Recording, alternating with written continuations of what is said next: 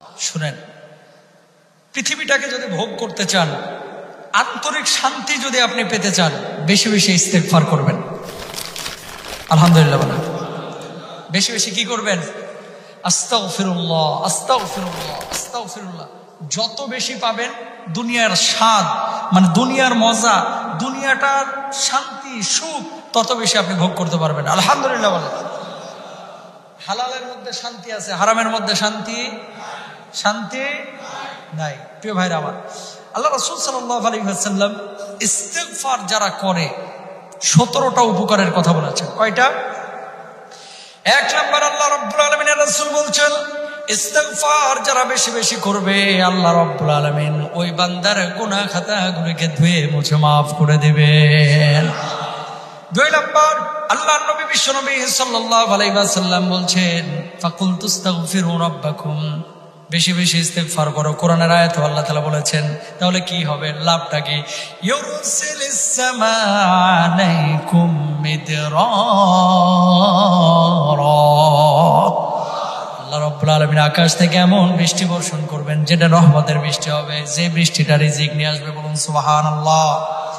3 নম্বর, ইস্তিগফারকারীকে আল্লাহ রাব্বুল আলামিন উত্তম সন্তান, সম্পদ এবং জীবিকার ব্যবস্থা করে দিবেন, যে জীবিকাটা হবে সম্মানজনক জীবিকা। বলুন সুবহানাল্লাহ। পৃথিবীতে যারা টাকা কামায় 2 ধরনের, একটা হচ্ছে লাঞ্ছিত বঞ্চিত হয়ে টাকা নিয়ে আসে কামায়, খেয়াল করেন।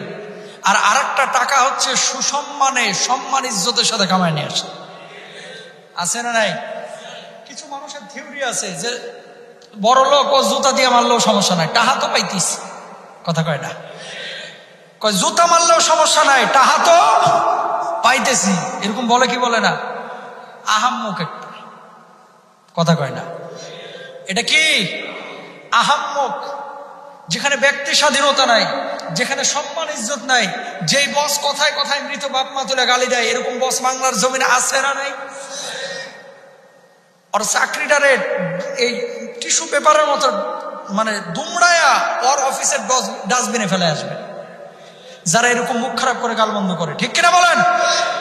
রিক্সা চালায়া খাবেন, তারপরেও মান সম্মান লুণ্ঠিত হতে দিবেন। মনে রাখবেন, প্রত্যেক রিক্সাওয়ালা সে তার রাজ্যে রাজা। কথা কয় না? আপনি আপনার রাজ্যে কি? আপনার ব্যক্তিত্ব আছে, আপনার সম্মান আছে, আপনার পার্সোনালিটি আছে, আপনার ইজ্জত আছে। টাকার পেছনে ছুটে এমন ভাবে নিজের ইজ্জত সম্মান লুণ্ঠিত হতে দেওয়া যাবে না যে 25,000 তো পাচ্ছি, 2টা জুতার বাড়ি খাইলে খাইলাম। আপনিও আহাম্মক। মান সম্মান আগে ঠিক রেখে তারপরে জীবন জীবিকার পিছনে ছুটতে হবে। সম্মানজনক জীবিকার ব্যবস্থা করবে কে? আল্লাহ তাআলা। খেয়াল করেন, এক শ্রেণীর মানুষ আছে অফিসে যখন ঢুকে অন্যান্য কর্মকর্তারা সালাম দেয়, আসসালামু আলাইকুম ভাই, ভালো আছেন? মানুষ মুসাফা করছে, রাস্তাঘাটে সম্মান ইজ্জত করছে, এলাকার মানুষ ভালোবাসছে, মহব্বত করছে, টাকাও কামাচ্ছে। সম্মানজনক জীবিকা। আর আরেকটা জীবিকা হচ্ছে টাকা কামাচ্ছে, হাইটে গেলে মানুষ বলে খাটাস যাইতেছে রে, সুদের ডিলার নিয়ে বয়ে রয়েছে। সামনে বলে কাকা খুব ভালো, পেছন থেকে বলে সুদ খুব। কথা কয় না? জোরে বলেন। বিয়ে করতে আসছে, ছেলে দেখতে এসেছে অন্য এলাকা থেকে মানুষজন, দেখতেছে 3 তলা বাড়ি। অনেক বাবারে বাবা, মাথা খারাপ। 3 তলা বাড়ির মালিক, সম্বন্ধ করাই যায়। আস্তে করে চায়ের দোকানে যে বলতেছে, আচ্ছা চৌধুরী সাহেবের মেয়ে তো খুব সুন্দরী দেখলাম, লোকটা কেমন? নামাজ কালাম তো মাশাআল্লাহ খুব ভালোই পড়ে, কপালে দেখতেছি কালো দাগ।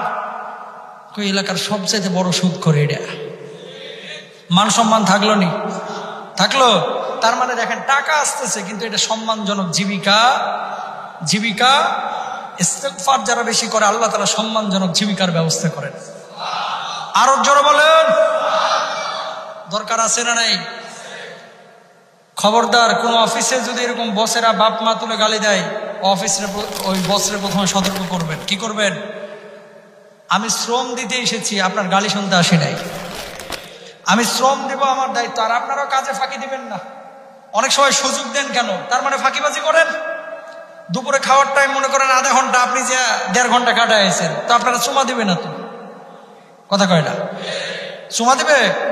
তখন তো উচ্চবাচ্য করবে। কিন্তু আপনার কোনো অন্যায় নাই, কোনো দোষ নাই, আপনার বাপ মা তুলে গালি দিবে, সেই বসকে সতর্ক করবেন যে আপনিও মানুষ, আমিও মানুষ, আপনাকে আমি সম্মান করি, ভালোবাসি, স্যার খবরদার আমার বাপ মা তুলে কোনো গালি দিবেন না। কথা বুঝলেন? দরকার হয় রিক্সা চালিয়ে খাবেন, কিন্তু মান সম্মান এটা সবার আছে, এটা নষ্ট হতে দেওয়া যাবে। তাহলে মানুষ আর পশুর মধ্যে কোনো পার্থক্য থাকবে না। সত্য না মিথ্যা বললাম? সত্য। আর যদি মনে করেন টাহা তো আইতে আছে, জুতার বাড়ি দুইটা খাইছি, কি হয়েছে, না, এরকম মনে করা যাবে না। 3 নাম্বার গেল। 4 নাম্বার, ইস্তেগফার যদি বেশি করেন দিন পালন সহজ হয় এবং কর্মজীবনটা সুখের হয়। সুবহানাল্লাহ বলেন। 5 নাম্বার, আল্লাহ এবং বান্দার মধ্যে দূরত্ব কমে যায়, বলুন সুবহানাল্লাহ। যখন ইস্তেগফার বেশি করবেন আল্লাহ আপনার হয়ে যাবে, আপনি আল্লাহর হয়ে যাবেন। আল্লাহ আপনার হয়ে যাবে মানে কি? আল্লাহ তাআলার রহমের ছায়া তলে আপনি যাবেন। সুবহানাল্লাহ বলেন। 6 নাম্বার, ইস্তেগফারে দুনিয়ায় প্রাধান্য কমে যাবে। যখন বেশি ইস্তেগফার করবেন দুনিয়াকে দুনিয়া মনে হবে না, দুনিয়া আপনার পেছনে ছুটবে, রিজিক কোত্থেকে আসবে টেরি পাবেন না, বলুন সুবহানাল্লাহ। যখন ইস্তেগফার বেশি করবেন মনে রাখবেন কিছু মানুষ দুনিয়া পাগল আর কিছু মানুষ আল্লাহ পাগল। দুনিয়ার পেছনে না, রিস্কের পেছনে না, রিস্কের পেছনে না, দুনিয়ার পেছনে না, টাকার পেছনে না, যিনি রিজিক দাতা তার পেছনে ছুটেন, রিজিক এমনি পায়ের নিচে এসে হাজির। সুবহানাল্লাহ বলেন। আল্লাহর পেছনে ছুটেন। 6 নাম্বার। 7 নাম্বার, ইস্তেগফারের বরকতে মানুষ ও জিন শয়তান থেকে মানুষ হেফাজত থাকে, বলুন সুবহানাল্লাহ।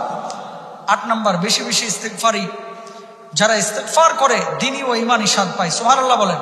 9 নাম্বার, ইস্তেগফারে আল্লাহর ভালোবাসা অর্জিত হয়। 10 নাম্বার, ইস্তেগফারের বিচক্ষণতা ও বিশ্বাস বৃদ্ধি পায়। 11 নাম্বার, ইস্তেগফারে দুশ্চিন্তা ও পেরেশানি দূর হয়ে যায়। 12 নাম্বার, ইস্তেগফারের কারণে অভাব এবং বেকারত্ব আল্লাহ সুবহানাহু ওয়া তাআলা দূর করে দেন। এটা কোরআনের কথা। যে বেশি ইস্তেগফার করবে আর রিজিকের জিম্মাদার স্বয়ং আল্লাহ হয়ে যাবে। সুবহানাল্লাহ বলেন। ইস্তেগফার মানে কি? আল্লাহর কাছে ক্ষমা চাওয়া। আস্তাগফিরুল্লাহ, আস্তাগফিরুল্লাহ, আল্লাহ তুমি মাফ করে দাও, আল্লাহ তুমি মাফ করে দাও। মানুষও দেখেন না, যদি একজন মানুষের কাছে আপনি ক্ষমা চান যে ভাই আমার ভুল হয়ে গেছে, আপনি আমার মাফ করে দেন, ওর কলিজা শীতল হয়ে যায় না? যে লোকটা আমার কাছে ক্ষমা চাইছে, যা মাফ করে দিলাম, হয় কি হয় না? আর আমার মহান মালিক যিনি মানুষের চাইতে কোটি কোটি গুণ রহমওয়ালা, সে আল্লাহর কাছে ক্ষমা চাইলে আল্লাহ বলবে যে তুই গুনাহ যা করছিস যা মাফ করে দিলাম। বান্দা গুনাহ করতে ভালোবাসে আর আমার আল্লাহ মাফ করতে ভালোবাসে। চাইবেন কার কাছে?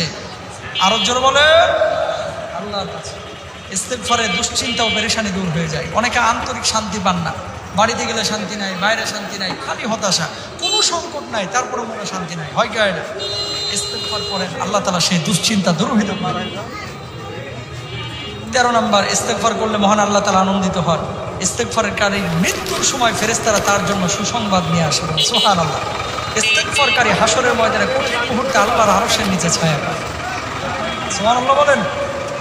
16 নম্বর, কিয়ামতের দিন মানুষ যখন অস্থির থাকবে, ইস্তেগফারকারী তখন ডানপন্থী মুত্তাকিদের দলে থাকবে এবং মুচকি মুচকি হাসবে, কোনো চিন্তা নাই। 17 নম্বর, ইস্তেগফার মানুষকে মন্দ কাজ থেকে বিরত রাখে। আল্লাহু আকবার বলেন।